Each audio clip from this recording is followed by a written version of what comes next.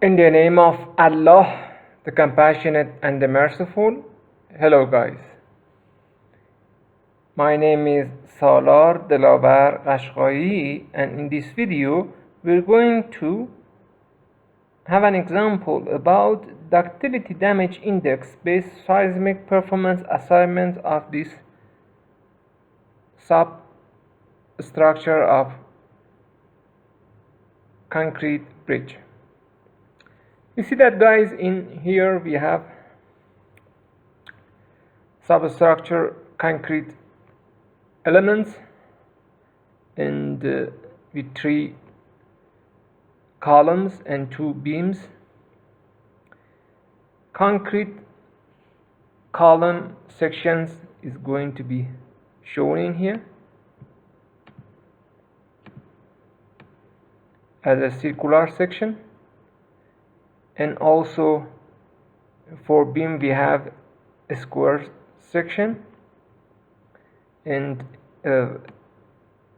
with 4 layers you see in here. So at the top of the beam we have 10 rebars, and at the bottom we have 10 rebars, and in the middle of the section we have 2 rebars, 2 layers of rebars. And also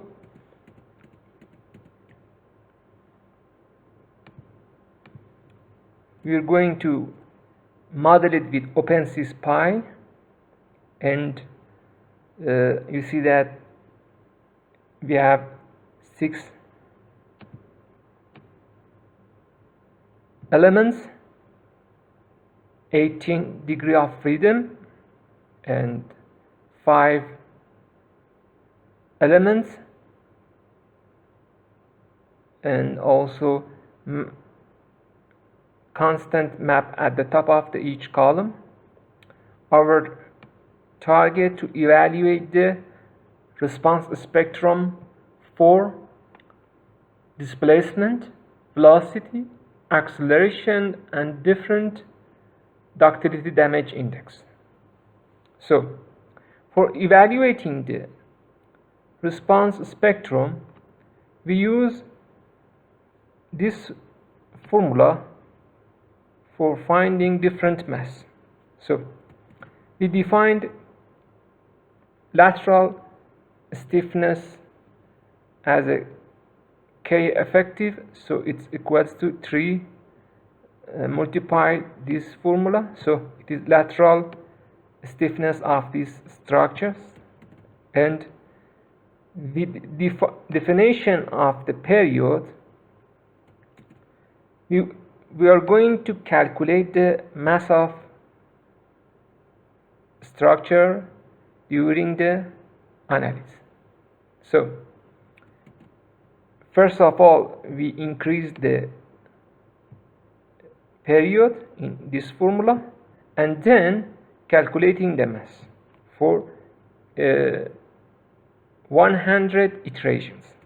And after running moment curvature analysis, pushover analysis as a nonlinear static analysis, and also nonlinear dynamic analysis, we're going to output some parameters such as displacement, velocity, accelerations, and also base shear, and also stress and strain of some parameters. For example, you see that, guys, we use these formulas also for calculating the different ductility damage index. So in our beam in here we have 10 rebar at the top, and at the bottom also 10 rebar, and also 2 layers of the rebar at the middle of the concrete squared beam. And also you see that, guys, in here 15 rebars in a column. And you see that, guys, if we model it in Opensees Pi, with these material properties, and running first of all moment curvature analysis, and then pushover analysis, and also moment curvature analysis, nonlinear dynamic analysis, we're going to output some data such as displacement, base shear, different curvature, different displacements, and also so on. And in this analysis, we're going to evaluate the actual ductility damage index with this formula. For evaluating the actual ductility damage index for concrete and steel in the with a defined node in a section. So in here we are going to output the corner rebar for evaluating the actual ductility damage index for steel rebar, and also in here for evaluating the actual ductility damage index for concrete. So with this section, and also for evaluating the section ductility damage index, we are going to find the curvature of this point as a node 1, and then using this formula to evaluating the damage index for this section number 1. So for calculating the phi d, we must run the nonlinear dynamic analysis, and for calculating the yield and ultimate values, we must run the moment curvature analysis. And also for total of the structures, we are going to calculate the structural ductility damage index. So in this formula, we are going to evaluate the maximum displacement and yield displacement with the pushover analysis, and also delta D as a demand displacement with nonlinear dynamic analysis. So we increase the mass with 100 iterations from minimum to maximum, from period near to 0 until 1, and then running 3 kind of analysis: moment curvature analysis, pushover analysis, and nonlinear dynamic analysis.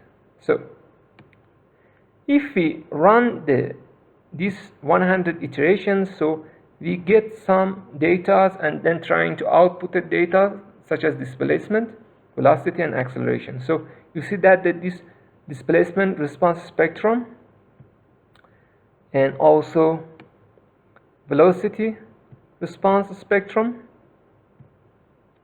from values near 0 until 1. You see that, guys, in here. And also for acceleration is going to be shown and calculated, and also for base shear. We do that also same process for different ductility damage index which we use in our analysis. So you see that, guys, for a structural ductility damage index, with this formula the values is changed from this value until this value, and then the negative value shows that the period near 0 until 1 ductility damage index is a negative. So we are in a safe position. So in here we have safety damage index as a 4% until 5%. So, and also section ductility damage index during the different period. You see that, guys? Start from negative to negative value. It shows that the in period near 0 until 1, so this section this section doesn't damage, and it has in a safe positions during the whole periods. And also actual ductility damage index for concrete and rebar also is going to be shown in here, and all of them is in negative value, also for concrete and also for rebars. And let's see the other outputted data. In here you can see the moment curvature analysis outputted data. So for evaluating the phi y as a yield curvature and ultimate curvature, we are going to bilinear curve fitted data, and also pushover analysis. We use the bilinear curve fitted data for calculating the yield, displacement and ultimate displacement. And you see that, guys, for each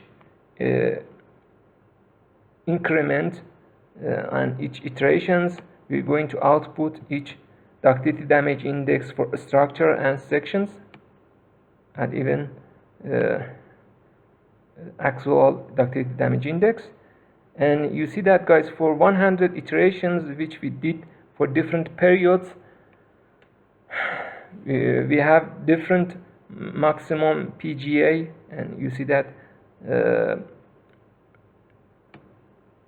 displacement response spectrum, you see that the most values, and also the velocity histogram, also acceleration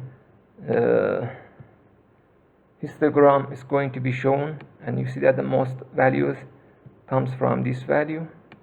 And also base shear histogram and also ductility damage index, you see that, guys, it's like a U shape. If you increase the 100 iterations to the 1000 iterations, so you can get good shape for this histogram. But this 100 iterations, it takes about 3 hours, you know. I just run with 100 iterations to show you the result. And let's see, yeah, the section ductility damage index, it has this shape. So you see that the guys in most value is in here. And let's see the other values. Rebar actual ductility damage index, you see that, guys, the most frequencies and shape, and also concrete. And also in here relations between displacement response spectrum with the acceleration response spectrum. So it has this shape, and we use this formula to best curve fitting values. And you see relations between section ductility damage index with the structural ductility damage index. It has this U shape, you see, with a good fitted R squared. I mean, we are going to find the relations between this and this.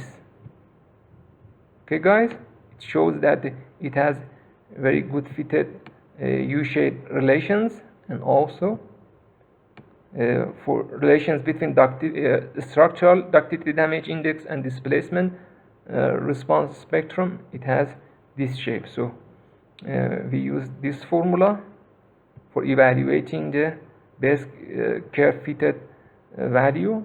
You see that, guys, with this R squared.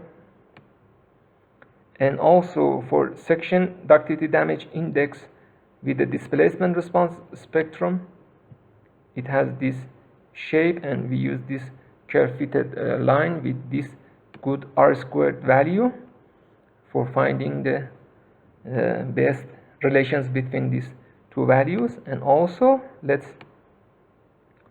back in here, and you see that, guys, in here we use 3 the plotting relations between section and ductility damage index with respect to the displacement response spectrum. You see that, guys? It has this shape and it shows that like a snake, you know, guys, and very good fitted line. And you see in each analysis we're going to have a displacement, velocity, acceleration, and base shear time history outputted data, and then with these values we're going to output the maximum absolute value. For example, for this displacement we use this, and for velocity we use this value. And also when we outputted all data such as velocity, accelerations, and displacement, and all different ductility damage index, then we want to use this data to find the relations between each other. So for example, in here we use multiplier regression and model it. You see that, guys, it has very bad p-value, so it shows that the all data is very good correlated to each other. So if we see in here, we see that in here all data has a very good correlated, so we must omit most of the data to finding good relations between each other. So for example, in here we must omit this data and this data and this data, and then run the multiplied regression again to find the best curve fitted line. And let's see in here,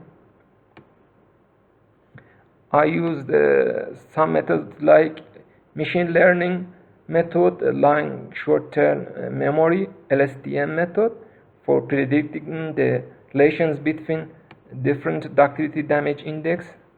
And you see that, guys, with a good fitted data, it shows that if the section ductility damage index equals to minus 5%, so the structural ductility damage index goes to this value. So it shows that the shape is going to this line. And also relations between structural ductility damage index and displacement, it shows that with a good correlated value, the next lines predicted value comes in here. For example, if we our structural ductility damage index equals to 4.5% as a negative value, so the displacement response spectrum goes to this value. And also we did some analysis such as reliability analysis. So we did it for just sampling the finding the failure probability based on demand and capacity of the moment. So let's back to this shape. In here we run the moment curvature analysis and then finding the ultimate moment capacity as a ultimate moment capacity of section node 1, and then during the nonlinear dynamic analysis we're going to evaluate the applied moment in the node 1 and then trying to compare it with reliability analysis.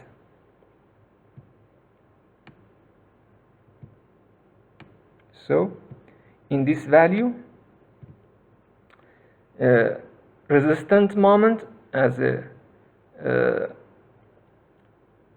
evaluated from moment curvature analysis, and then applied moment as which comes from nonlinear dynamic analysis. So with this formula, and the standard deviations values, we are going to evaluate the reliability index, and then it shows that if we run the reliability analysis, it shows that the failure probability is near to be 0.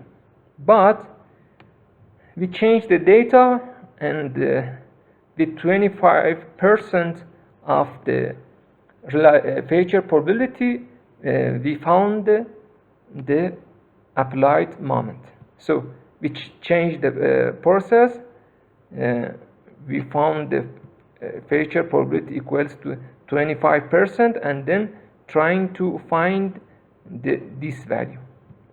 Okay, guys, with the Newton-Raphson method. So let's back to the Opensees file to show you the all codes. You see that, guys, all functions is going to be shown in here. So I defined many functions: histograms, plotting, and finding the maximum absolute functions for outputting curve-fitted bilinear curve-fitted function evaluations, 3D plotting functions, and so on. You can use it, and also LSTM method for predicting the parameters, and also Newton-Raphson for calculating the this reliability analysis, and also his different histogram. And in here we have a moment curvature function with the applied load and ductility damage index and number of increments, section diameters, covers, and so on.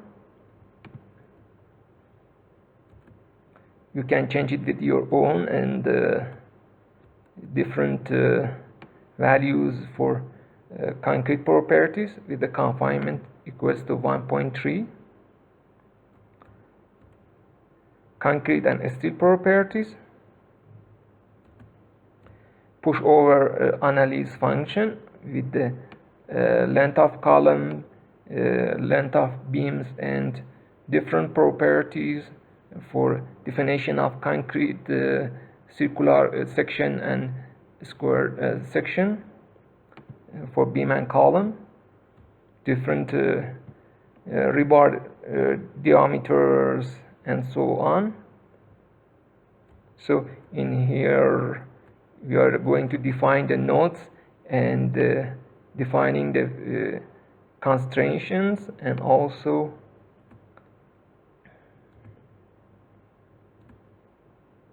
defining the section properties and material properties for column and beams. You see that in here. Defining the load at the top of each column in node 2, node 4, and node 6, you see in here. And then running the pushover analysis with the DM maximum as a which we defined, and with this DM maximum we are going to increase the load in each step. You see that, guys? And that's in a dynamic function. We defined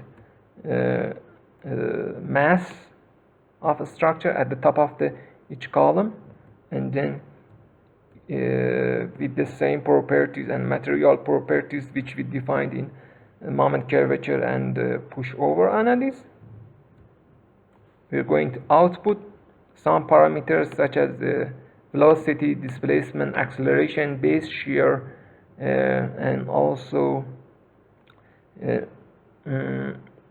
strain and stress for defined node.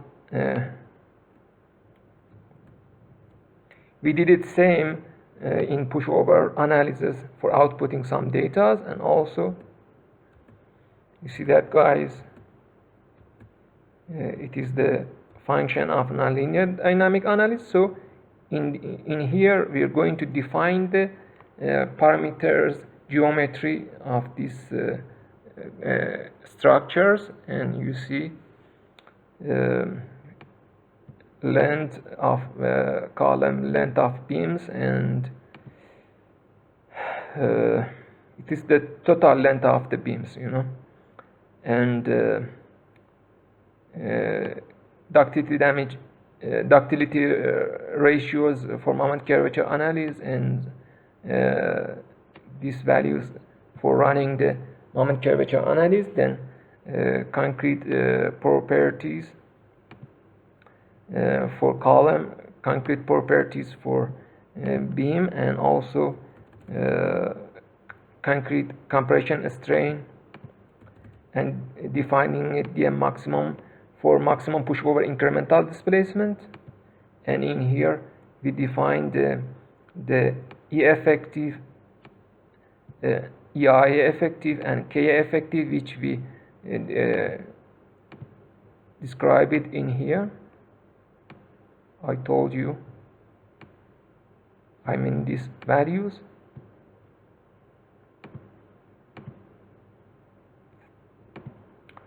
See that, guys? All the values is going to be calculated, and then with this effective structural lateral stiffness, we are going to evaluate the mass, and then with dividing to the 3. So we have 3 notes for applying the mass at the top of each column, and then we are going to run the in here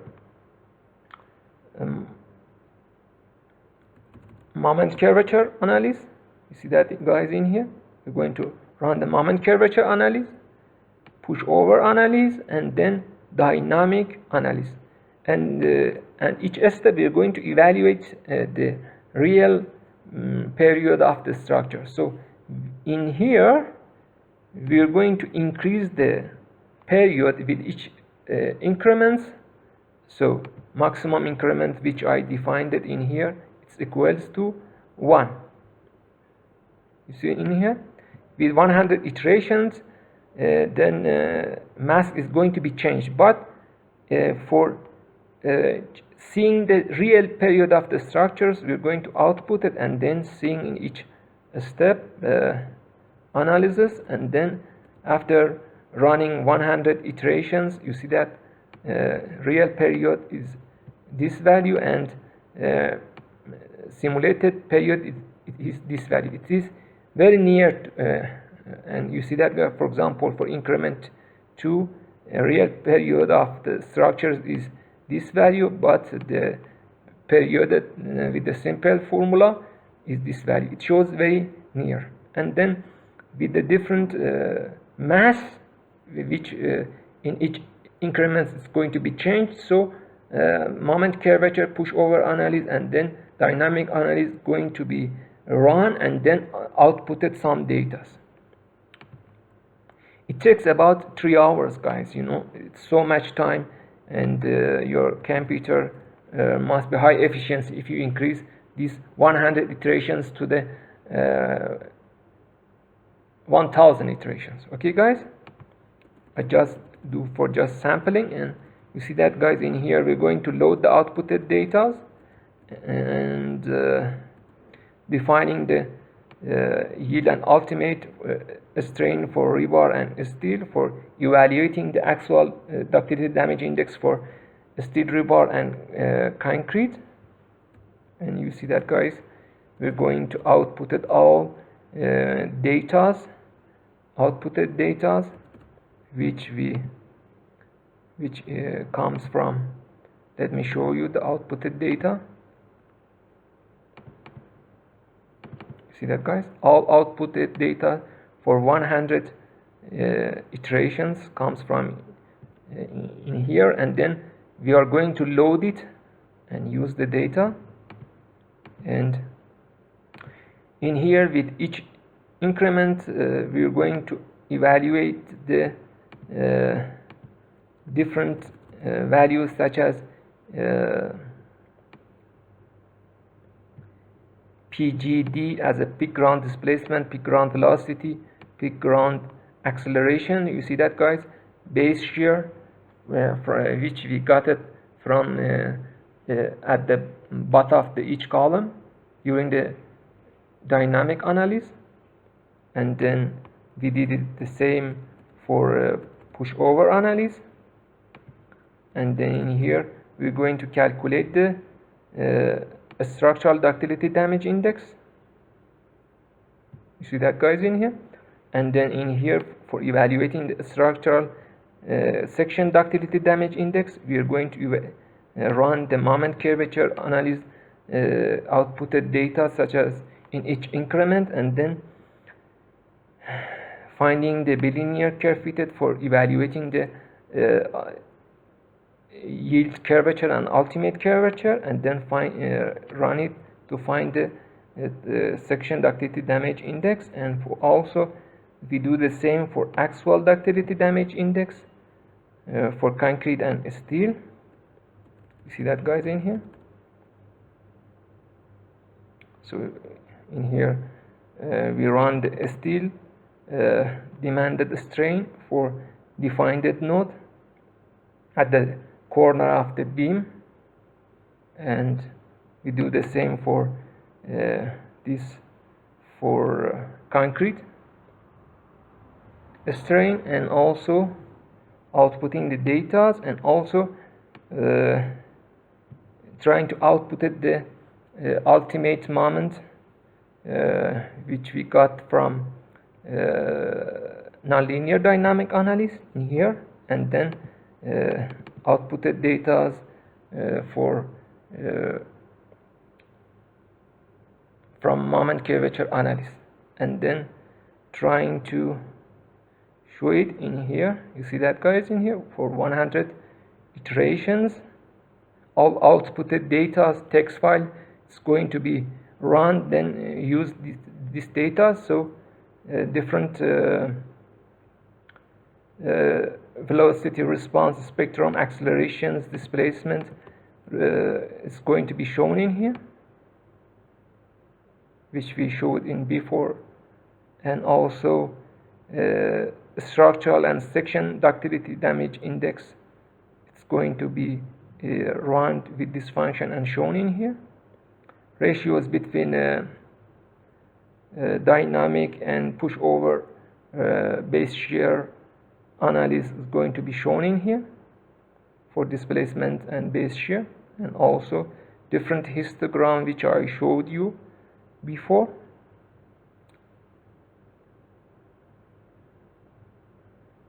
Curve fitted data, for example, for section ductility damage index and structural ductility damage index, it shows very good fitted data,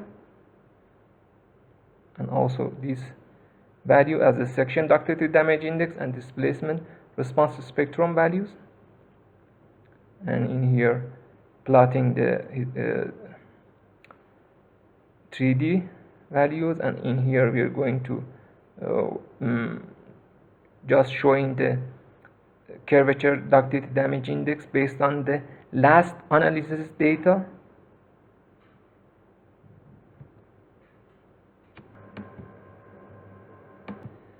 And also displacement, velocity, acceleration, and base shear time history based on the last analysis. You see that in here. And last data of base shear and displacement of nonlinear dynamic analysis is going to be shown. It shows the linear relations, and in here we're going to evaluate the correlations between all parameters, and you see in here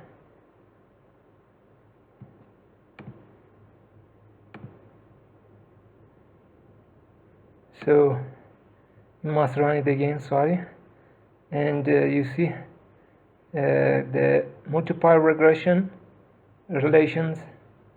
You see all the p-values is not good, so we must omit some parameters to evaluate the good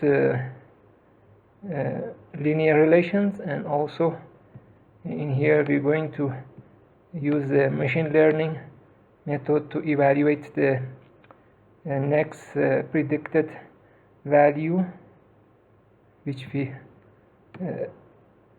talked before, and then in here for other parameters you see that the structure ductility damage index and displacement. And also we did the reliability analysis with the demand moment and capacity moment. Capacity moment comes from moment curvature analysis. Last moment and demand moment comes from last maximum absolute value of moment of node 1 and you see in here we're going to find the mean and standard deviation, and then calculating the beta, and then calculating the feature probability, and then trying to plot it. You see in here the main standard deviations of the demand and the capacity as a resistant moment. So resistant moments comes from moment curvature, and applied comes from nonlinear dynamic analysis, and then calculating the beta and feature probability. It shows the good fitted value for feature probability. It shows that the capacity much higher than applied moment. And if plotted, and then in here our target to find the best applied moment as a demand moment, and with the feature of probability of the 50%. So based on these calculations, if we run it, it shows that if the probability distribution is equals to 15%, so the main applied moment equals to this value, and that's all. Thanks guys for following and telling me and know about more comments about my modeling. Please have a comment and tell me know about this kind of modeling.